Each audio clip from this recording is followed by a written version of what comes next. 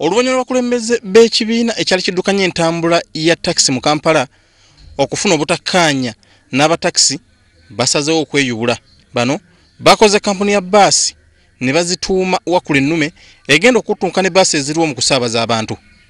Era basoose kukuba birayiro mu maaso g'omulamuzi wa kkooti y'e Makindye Flavia Nabukenya. Guno omulimu si ffe bagamba nti ffe tujja ogumaliriza.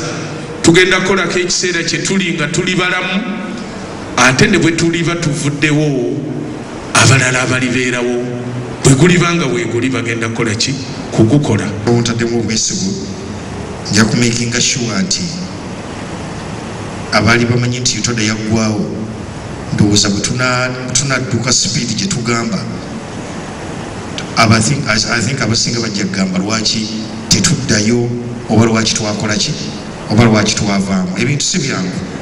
Kinajjukirwa nti Kampala Capital State Authority yayimiriza emirimu gya Utoda oluvannyuma lw'okukizuula nti n'endagaano yaabwe yali yaggwako dda. Kino kyawaliriza KCCA okweddiza obuyinza bw'okulungamya ebyentambula mu Kampala naddala taxi era nga mu kiseera kino yezisolooza.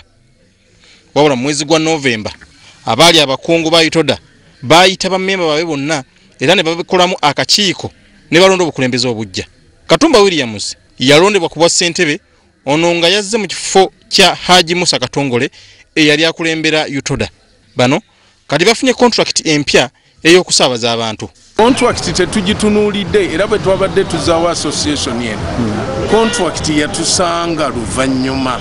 Twava odda nga tulina obumotoka buno butono era bukyetaagibwa kubanga enguudo z'emu byalo tezinatereera. Bwe wane ekibuga bwe kinaatereeza n'ekyalo nakyo nikitereeza ng'obumotoka bwaffe obubadde busaabalira wano ng'ate butandika kusaabaza abantu ab'enguudo ez'omu byalo. Zino ze zimu ku baasi ezireeteddwa ne zituumibwa Wakula Ennume era nga zikoleddwa mu ggwanga lya China wabula nga wano mu Africa zizimbirwa ku muliraano wano e Kenya. Basoose kuleetako baasi 30 n'oluvannyuma bakwongerayo endala era mu bbanga lya myezi 8 baasi zino zijja kuba ziweze 10 kiramba.